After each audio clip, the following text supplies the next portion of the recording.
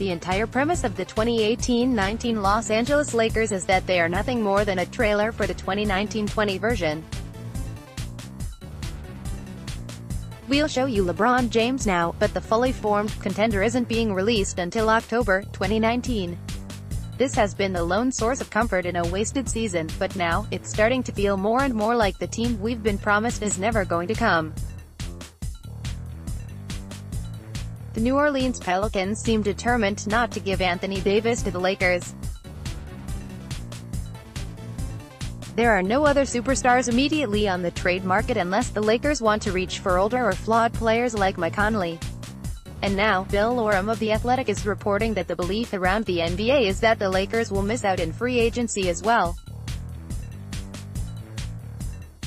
The Lakers need to project stability going into yet another critical offseason if they hope to attract a second superstar to pair with James.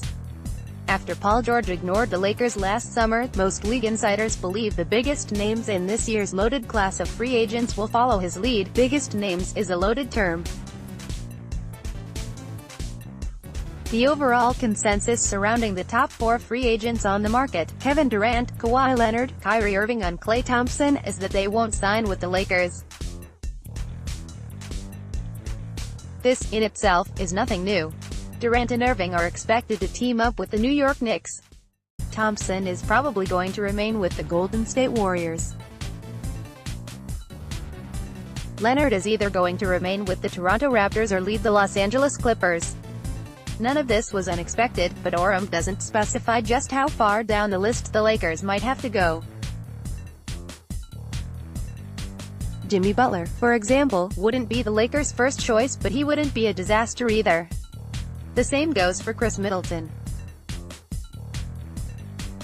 Just because the Lakers miss on the biggest stars doesn't mean their offseason will inherently be a failure, especially since their prohibitively short championship window should give them less pause on long-term pacts than most teams have. Their goal is strictly to improve next season. There are plenty of players outside of the top 4 that can help them do that. But there is a difference between missing on the top 4 and missing on, say, the top 12. If the Lakers are rejected by players like Butler, Middleton, Kemba Walker and Tobias Harris, things become quite a bit more problematic. That doesn't mean the Lakers need to sign stars. If they can engineer a trade for one before or during the early stages of free agency, using their cap space on role players wouldn't be the worst idea. A team led by James and Davis, for example, probably doesn't need a third star in a post-Warriors world. The risk comes in what the Lakers might do if they don't find any mechanism to add a star. Maxing out Butler or Walker would be risky.